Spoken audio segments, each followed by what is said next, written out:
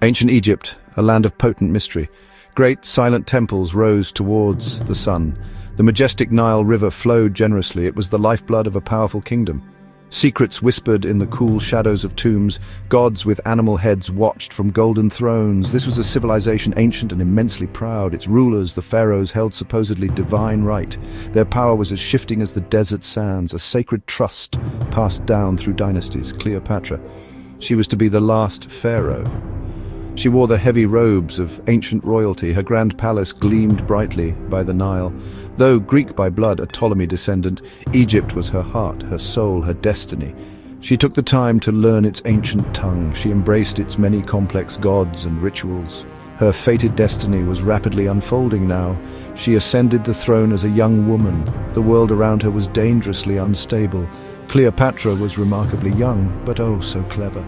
She understood the immense weight of her crown, the Shent, the double crown of Upper and Lower Egypt. Her people, a diverse multitude, looked to her. She was their Isis, a goddess incarnate, reborn, a living, breathing deity walking on the earth. She knew she had to project unwavering strength. Her kingdom's very survival depended entirely on it. She faced rivals within her own family. Betrayal was a constant lurking threat.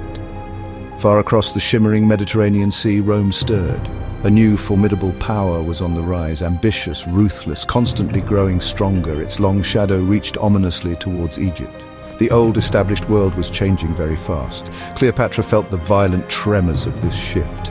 She knew instinctively she must be incredibly cunning. She resolved to protect her beloved ancestral land. Her reign, she sensed, would be a desperate fight, a struggle for the soul of Egypt itself. Cleopatra was not renowned for just her beauty. Her formidable mind was her greatest, sharpest weapon. She spoke an astonishing array of languages fluently. 9 different tongues, some astute historians now say. She delved deeply into mathematics and ancient philosophy. She understood the complex game of politics. She understood men. Her keen intellect became truly legendary in her time. She could charm, persuade, and command with mere words. She was a scholar, a diplomat, a leader. Her knowledge set her apart from many rulers. Rome's most celebrated general eventually arrived, Julius Caesar. Egypt was in utter turmoil. A bitter civil war raged. Cleopatra desperately needed a powerful, influential ally. She arranged a daring, secret meeting with him.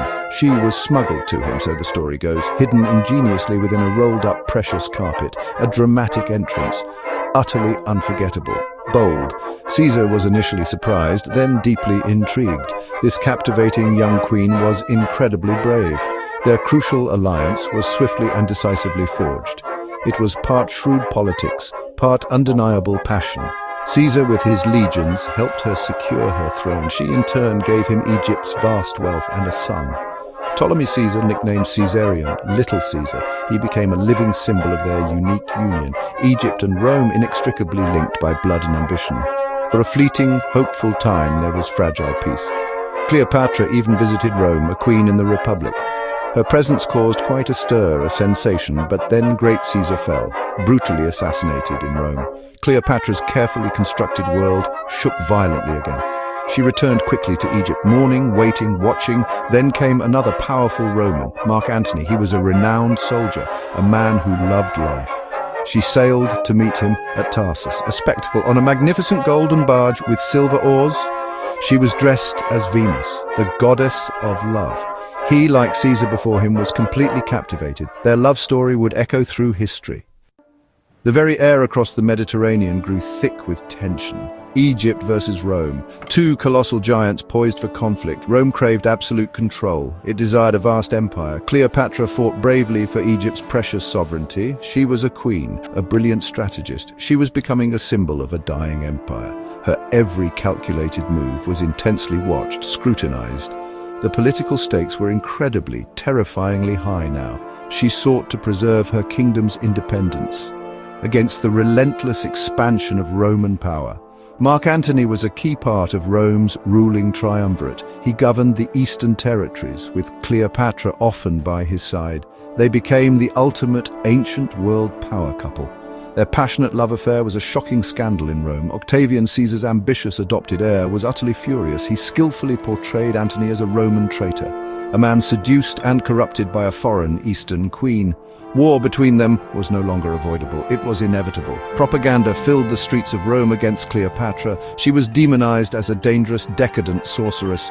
Great imposing fleets were rapidly assembled by both sides. Hundreds of powerful warships filled the Mediterranean Sea.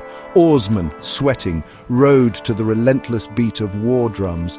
Disciplined Roman soldiers marched, stern-faced, resolute. Their iconic eagle standards glinted menacingly in the sun.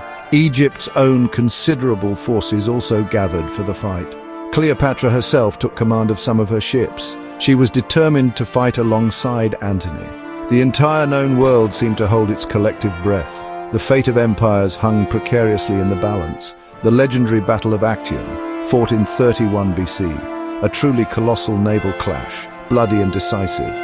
Hundreds of mighty ships fought with desperate fierceness. The azure sea around them soon turned red with blood. Antony and Cleopatra's combined fleet faced a hard battle. Against Octavian's highly disciplined and well-led navy, fortune and superior tactics favored Octavian.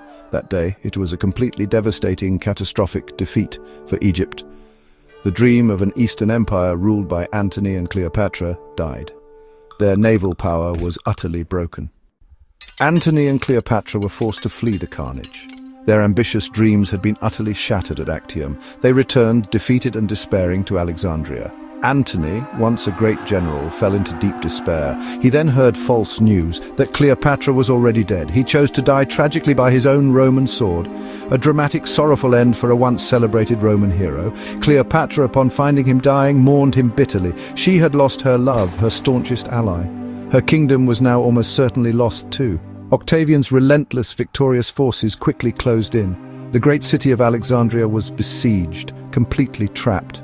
The very end was undeniably near for ancient Egypt, and for its final defiant pharaoh, Cleopatra VII. Cleopatra knew her inescapable fate under Octavian. She would not be shamefully paraded through Rome in chains. Such public humiliation was not for her proud spirit. After Cleopatra, Egypt fell into Roman hands forever. Its millennia of self-rule were finally over. A new chapter under Roman dominion was beginning. She chose the manner of her own death, with regal dignity, with unwavering defiance. Legend famously says an asp, a venomous sacred snake. It was supposedly hidden in a basket of fresh figs, a quick royal death, perhaps a fitting symbolic end.